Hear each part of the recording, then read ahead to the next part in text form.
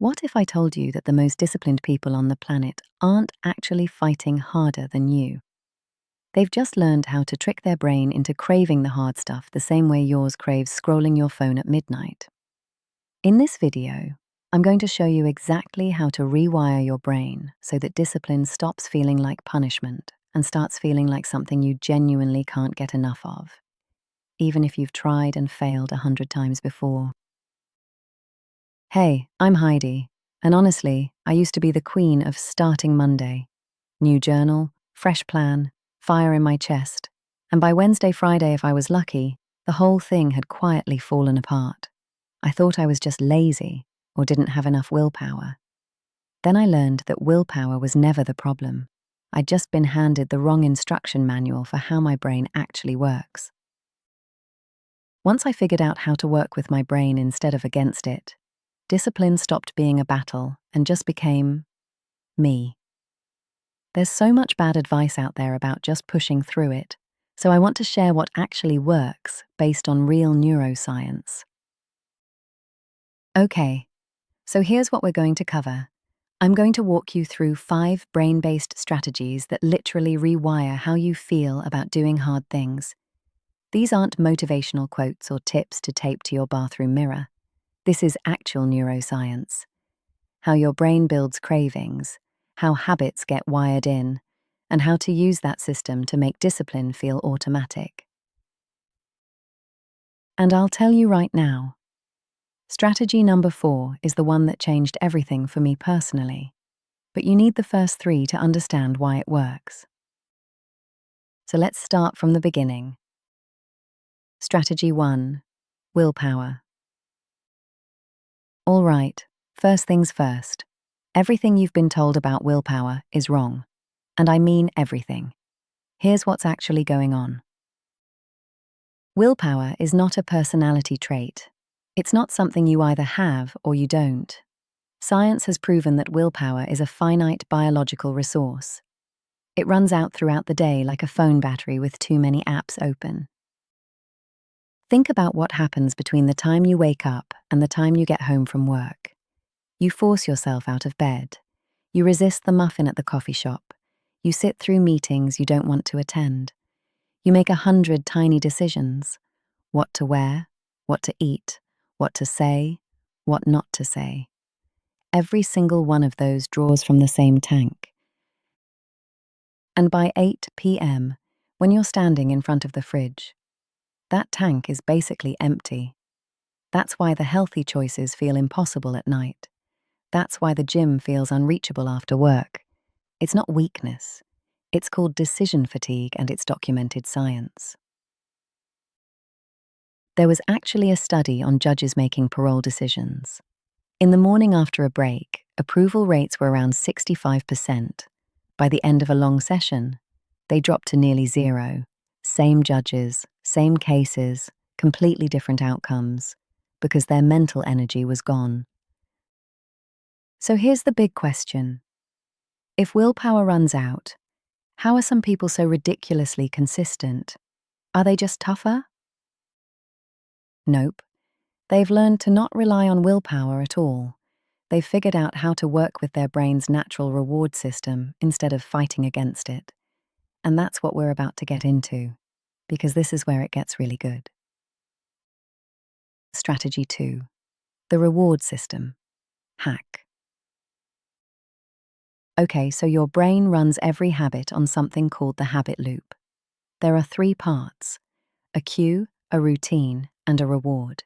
The cue triggers the behavior, the routine is the behavior itself, and the reward is what your brain gets at the end. Here's where most people mess up. They focus entirely on the routine. Just force yourself to exercise, eat right, focus, show up, and they completely ignore the reward. They're trying to run a 3-part engine with 1 part missing. No wonder it stalls. Because here's the thing. The reward is the entire engine. Without a meaningful reward, your brain has 0 reason to repeat the behavior. It won't crave it. It won't build the pathway. It'll just file the experience under "that was hard" and look for any excuse to avoid it next time. But when the reward loop fires correctly, your brain floods with endorphins, dopamine, serotonin. These chemicals feel incredible, and your brain remembers what triggered them. It starts to anticipate them. It starts to crave the sequence. This is how discipline becomes automatic, not through force, through chemistry. But here's the critical piece nobody talks about. The reward has to be immediate. Your brain doesn't get motivated by, "You'll be healthier in 5 years." It responds to what's happening right now. So how do you fix this? I call it reward archaeology. After every disciplined action, a workout, a focused work session, choosing the healthy meal, instead of immediately moving to the next thing, you stop. You close your eyes for like 30 seconds and you consciously search for what felt good about what you just did. Maybe your lungs feel clear after a run. Maybe your shoulders feel lighter after finishing something you'd been avoiding. Maybe there's this quiet hum of self-respect in your chest after keeping a promise to yourself. Whatever it is, you find it, you name it, you let yourself actually feel it. You might be thinking, that sounds kind of silly, right?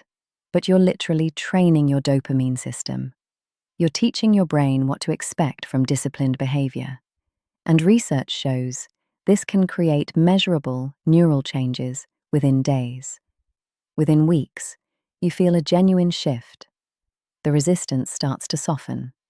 The craving starts to build. And there's a second technique that pairs perfectly with this: anticipation priming.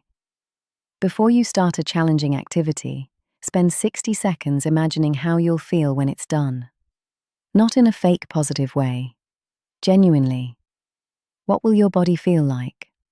What will you think of yourself? This pre-activates your dopamine system before you've even started, giving you a natural boost of motivation. Athletes use this. Surgeons use this. High performers in every field use this. Most of them don't even know the neuroscience behind it. They just know it works. Strategy 3. Reframing. Making hard things feel good. Okay, here's where things get really interesting. And this is the part that honestly blew my mind when I first understood it. Two people walk into the same gym. Same workout, same weights, same reps, same duration. Afterward, one of them says, "That was brutal. I'm glad it's over." The other says, "I love that feeling. I can't wait to come back." Same workout, same physical experience, completely different result. What's the difference? It's not pain tolerance, it's not genetics. It's the story each person tells about what the discomfort means. And that story determines everything about whether they come back tomorrow. Here's what's wild. Research has shown that the physical sensations of anxiety and excitement are nearly identical. Racing heart, shallow breathing, heightened alertness. Your body literally can't tell the difference. The only thing that changes is the label your brain slaps on it. I'm nervous versus I'm excited. Same body, completely different experience. The exact same thing applies to discipline. That burn in your legs during a hard run, that's not punishment. That's your cardiovascular system literally expanding its capacity. That's your bodybuilding infrastructure for a stronger life. The burn is evidence that something real is happening. That mental friction when you sit down to do focused work, that's not a sign you're bad at this. That's what cognitive growth feels like from the inside. That's your brain being stretched in exactly the way it needs to be stretched. Psychologists call this cognitive reappraisal, consciously choosing a different interpretation of an experience. And brain imaging studies show it actually changes which neural circuits fire. It literally rewires how your brain processes difficulty. So here's the practice. Next time you're in the middle of something hard and your brain starts screaming, "I want to stop." Pause for 1 second and ask yourself, what does this discomfort actually mean? If you're pushing through a workout, this means I'm getting stronger. If you're doing focused work, this means I'm getting sharper. If you're doing something that scares you, this means I'm growing. You're not lying to yourself. You're telling yourself the deeper truth that your brain's short-term thinking misses. Strategy 4, identity, the deepest level. Okay, so this is strategy number 4. The one I said changed everything for me. And honestly, it goes deeper than anything else we've talked about. Most people try to build discipline from the outside in. They pick a behavior and force themselves to do it. I want to exercise, so I'll make myself go to the gym. And the whole time, their internal voice is running in the background going, "This isn't really me. The real me would rather be on the couch." And that voice? That's why it never sticks. Because you're trying to sustain behaviors that conflict with how you see yourself. Your identity is fighting you. And identity almost always wins. But what if you flipped it? Instead of, how do I force myself to do this? What if the question became, who am I becoming, and what does that person naturally do? Here's the insight. Your identity is not fixed. It's not something you were born with. Your identity is a story, and like all stories, it can be rewritten. In fact, it is being rewritten every single day, whether you're conscious of it or not. Every action you take is a vote for a type of person. Every time you choose discipline over comfort, you cast a vote that says, I am someone who does hard things. Every time you choose ease over growth, you cast a different vote. And over time, the accumulation of those votes becomes your identity. So you don't need to overhaul your entire life. You just need to start casting different votes. And here's something I want you to try. It's so simple, but it's weirdly powerful. After you complete any disciplined action, even a tiny one, pause for a second and say to yourself, that's like me. I worked out today. That's like me. I chose the healthy option. That's like me. I sat down and did the hard thing when I didn't feel like it. That's like me. You're gently telling your brain the story of who you're becoming. And over weeks and months of this, something remarkable happens. The disciplined choices stop feeling like choices you have to make. They start feeling like expressions of who you are. The resistance fades, not because the actions got easier, but because you changed. Strategy 5, the momentum system. All right, last piece of the puzzle, and this is where it all comes together practically. The single biggest mistake people make when they decide to change their lives. They go too big too fast. They wake up Monday morning with fire in their chest and commit to everything at once. 2-hour workouts, strict clean eating, cold showers, meditation, journaling, reading 30 pages a day. And for about 4 days, maybe a week, they do it. They feel incredible. They tell their friends. They post about it. And then life happens. A bad day at work. A terrible night of sleep. And the whole thing collapses. Not partially, completely. And then comes the worst part. The story they tell themselves. I just don't have what it takes. But here's what actually happened. They didn't fail because they're weak.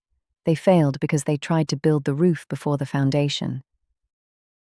The science is clear on this. Consistency beats intensity every single time. So here's what I want you to do instead. I call it minimum viable discipline. You identify the smallest possible version of the habit you want to build, so small you could do it on your absolute worst day. Exhausted, overwhelmed, running late, doesn't matter. Don't commit to an hour at the gym. Commit to putting on your workout clothes and stepping outside. Don't commit to writing 1,000 words. Commit to opening the document and writing 1 sentence. Don't commit to a full diet overhaul. Commit to drinking 1 extra glass of water. I know what you're thinking. That's too small. That won't do anything. But you're missing the point. The minimum viable discipline isn't the destination, it's the ignition. It keeps the neural pathway alive, keeps the identity vote happening, keeps the streak unbroken on the days when everything else feels impossible. And here's what nobody talks about. Most of the time, once you start, you keep going. The resistance is almost always highest before you begin. The first 2 minutes are the hardest. After that, momentum takes over. Your minimum viable discipline is a Trojan horse. It's small enough to get past your brain's resistance, but once it's past the gate, it usually brings the whole army. Then, and this is important, you celebrate. Every time. Not a party, just a pause. You take one breath and say, I showed up today. That's like me. Because every time you keep a promise to yourself, no matter how small, you build something priceless. Trust in yourself. And self-trust is the foundation of everything. So there it is. You don't need more willpower, you never did. You need to work with your brain, not against it. Hack the reward system. Reframe what discomfort means. Build your identity one vote at a time. Start embarrassingly small and celebrate every single win. Do that consistently, and discipline stops being something you force. It becomes something you crave. If this changed how you think about discipline, subscribe for more videos where we break down the actual science of becoming the best version of yourself.